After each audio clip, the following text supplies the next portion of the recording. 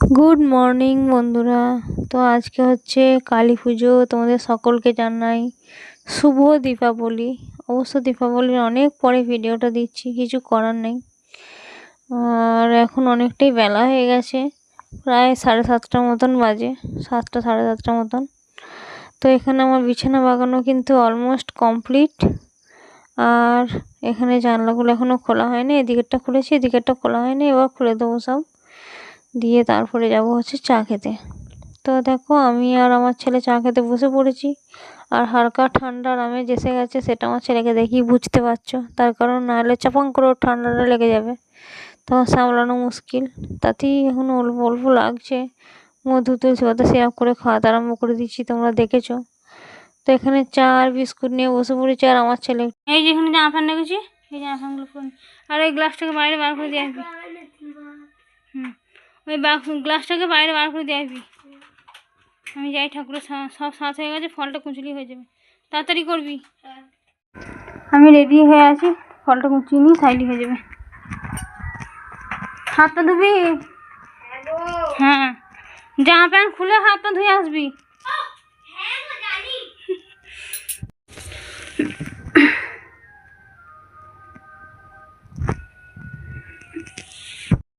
আর দেখো আমরা ঠাকুরতলায় চলে এসেছি, কেউ কোথাও নাই, পুরো বন জঙ্গলে ভর্তি হয়ে আছে চতুর্দিক। এটা তো সুন্দরবন বলো না, এটা হচ্ছে সুন্দরবন। চলো এবার ঠাকুরের পুজোটা করে নিই। তো দেখতেই পাচ্ছ ঠাকুরতলাতে এসেই গেছি। এবার চলো ঠাকুরের জন্য যে ফলগুলো আনা হয়েছে সেগুলো এক এক করে দিই। আমি দিচ্ছি প্রথমে, তা আমার ছেলেও দিচ্ছে আমার সাথে। ওই শসা, কলা, আপেল, বাতাসা, এছাড়া তো আর কিছু আনা নাই। আর এছাড়া ঘরের কোনো ফলও নাই। তো ঠাকুরের কাছে এসেছি জল দিতে, একটু ফল কেটে না আনলে তো ভালো লাগে না। আর আমাদের একটা বিরাট বড় ভুল হয়ে গেছে, যে সব থেকে, যে আমি ঠাকুরের কাছে দক্ষিণের পয়সাটা দিতেই ভুলে গেছি, নিয়েই আসিনি। তাই ভাবছি এরপর আর একদিন আসবো, এসে তখন আজকেরটা আর সেদিনকারটা একবারে দিয়ে যাবো। তো চলো ঠাকুরের জল দেওয়া আর এসব করে নিই। আর আমার ছেলেকে দেখো একটু বেশি বদমাইশি করছে, ঠাকুরের বেদির উপরে জল দিচ্ছে, ওটা দেওয়া উচিত নয়। যাক, ছোটো ছেলে, মানা করলাম, তারপর শুনলো। কি আর করবো, অজান্তে ভুল হয়ে গেছে, আর ঠাকুর ক্ষমা করে দেবে, ছোট ছেলে। তো চলো, এখানে ফলটা তো দেওয়া হলো, তারপর একে একে সব দেবো। আর আমার ছেলেকে দেখো, জবা ফুল, শিউলি ফুল, সব রকমের ফুলই এনেছি, সব রকম ফুলই দিয়ে দেবো। জবা ফুলটা নিচে ঠাকুর আছে ওখানে দেবো, আর উপরে শিউলি ফুল দিলাম, যেই মা চণ্ডী সেই মা দুর্গা। আর এখানে দেখো ধূপ, প্রদীপ, মোমবাতি সব জ্বালছি। প্রদীপ নয়, মোমবাতি শুধু, প্রদীপ তো আনিনি। আর আমি একটা সেই বাটি ধুনো কিনতে পাওয়া যায়, সেই বাটি ধুনো নিয়ে এসেছি, সেটাই এখন ধরানোর চেষ্টা করছি। অনেকক্ষণ বাদে ধরানো হলো, তো প্রায় অনেকক্ষণই সময় লেগে গেলো। তো চলো ঠাকুরকে ধুনোটা ভালো করে আগে দেখিয়ে দিই। আর আমার ছেলে ধূপ ধরাচ্ছে, ধরিয়ে নিই, দিয়ে তারপর নিচে ঠাকুরের কাছে যাব। আমাদের এই মা চণ্ডী খুবই জাগ্রত। প্রত্যেক বছর 23শে জ্যৈষ্ঠ আমাদের এখানে ঠাকুরের এই পুজোটা একটু ধুমধাম করে হয়। ধুমধাম করে বলতে সকাল থেকে সন্ধ্যের আগে পর্যন্ত, সন্ধ্যে পার হয়ে গেলে আর কেউ এখানে থাকতে পারবে না, কেননা সেই সময় মা নিজে একটু ঘোরে, যেটা শুনেছি আর কি। আমি এখন তোমাদেরকে সাথে ভয়েস ওভার দিচ্ছি, আমার নিজেরই গায়ে কাঁটা দিচ্ছে বলতে বলতে। তো এখানে তো হলো, এবার চলো নিচে যাই, যেখানে মেন যেখান থেকে শুরু হয়েছে সেখানেই যাই।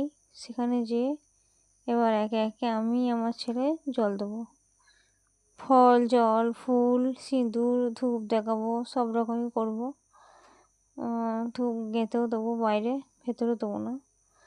তো এখন আমার ছেলে দিচ্ছে, পাতা দেবে, পাতার উপর ফল দেবে, ঢুকুস ঢুকুস করে। এখন আমার ছেলে এই যে এই বয়সে এটা করছে, আমার মনে হয় না কোনো ছেলে করে, কি জানি না, হয়তো তোমরা বলবে আবার হয়তো গর্ব করে বলছে, এটা গর্ব করার কিছু নাই, এটা সত্যি কথা। যেটা সত্যি কথা সেটাই বলতে আমি ভয় পাই না। তো তাতে যদি তোমাদের ভালো লাগে দেখবে, ভালো না লাগে দেখবে না, তো চলো দেখতে থাকো। ওর হয়ে গেলে তারপরে আমি দেবো। এখন সব কিছু হয়েছে, ফুল দিচ্ছে, দিয়ে তারপর সিঁদুর দেবে। সিঁদুর দিতে ভুলে গিয়েছিলাম। ধূপ করে দেখাচ্ছে এখন, সোজা হতে পারে নাই। তো এখন ধূপ দেখিয়ে দিল। ধূপ দেখিয়ে দিয়ে ভেতরে দিতে যাচ্ছিল, আমি বললাম না ভেতরে দিয়েছে না, বাইরে দে, কেননা কাপড়টা আছে যেহেতু, সেহেতু ভেতরে দেওয়া যাবে না। সিঁদুর দিতে ভুলে গেছিলো আর উল্টো পাল্টা করে সিঁদুর দিচ্ছে। যাই হোক, ছোটো ছেলে যেমন পেরেছে তেমনই ভালো, তবু তো করছে, এখান থেকেই সব শিখে যাবে। তো ওর তো হয়ে গেল, ওর হয়ে গেলে প্রণাম করা হয়ে গেলে আমি তারপর দেবো। তো এবার আমি দিতে এসেছি। তো চলো আমিও ফটাফট দিয়ে নিই।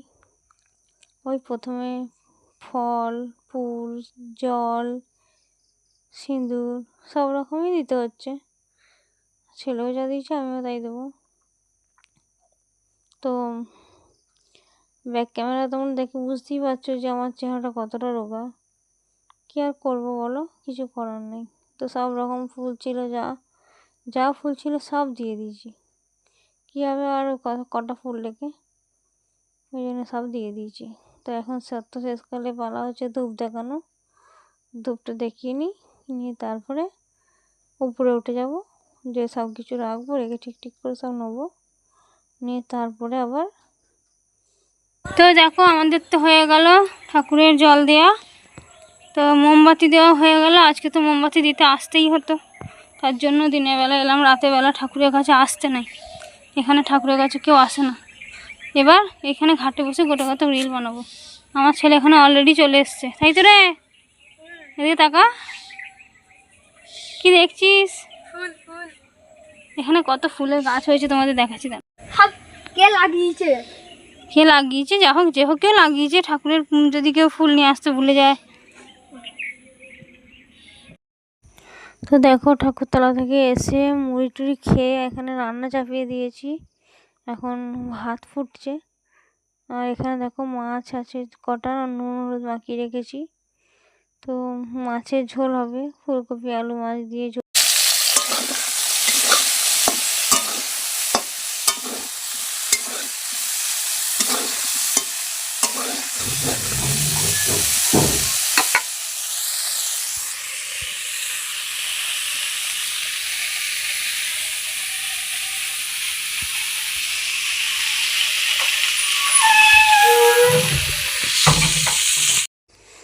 তো এখানে দেখো মাছগুলো মাছগুলো বলছি, ফুলকপিগুলো ভাজা হয়ে গেছে। ফুলকপি ভাজার ওই তেলেতেই আমি আলু ভাজতে দিয়ে দিয়েছি। তো এখানে একটা পেস্ট করেছিলাম, মানে আদা রসুন আর পেঁয়াজ একসঙ্গে পেস্ট করে নিয়েছিলাম। আর অল্প একটু টমেটো ছিল, সেটাও দিয়েছিলাম। আর এখানেতে গুঁড়ো মশলা যা লাগে, ধনে গুঁড়ো, জিরে গুঁড়ো, হলুদ গুঁড়ো, এই সমস্ত আর কি। তো চলো, এখন তো রান্না আর হয়ে এসেছে। আমি দুধ গরম করেই রেখেছিলাম। আর এখানে তরকারিটা, ঝোলটা হবে, মাছের ঝোলটা। তো মাছের ঝোলটার জন্য এখানে মশলা কষিয়ে আলু টালু সব কিছু ঠিকঠাক করে নিয়ে তারপরে আমার ছেলেকে দেখো, আমার ছেলে পড়তে বসেছে ঠাকুরতলা থেকে এসে।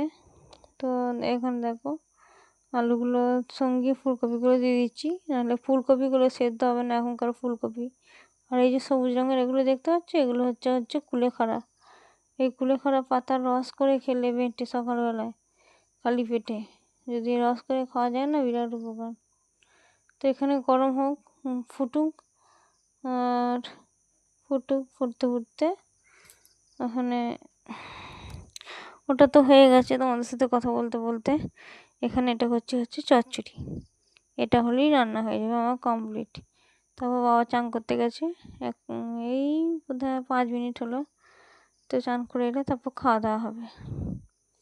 তো এখানে চচ্চড়িটা আর হয়ে এসেছে। গুড আফটারনুন বন্ধুরা, আমাদের খাওয়া দাওয়া হয়ে গেছে। আমার ছেলেকে দেখো শোয়া নেই, আমি বানাবো আর ওখানে বদমাইশি করছে। গরমে পুরো ব্লাউজটা ভিজে গেছে বলে আমি ওটা বাজারে দিয়েছি তাড়াতাড়ি, দিয়ে এইটা পরে নিয়েছি। এই শাড়িটা পরে এখন আমি রিল বানাবো। এখন বাজে হচ্ছে 2:57 বাবা, এখন 3টে বাজার আগে আমি রেডি হয়ে যাব।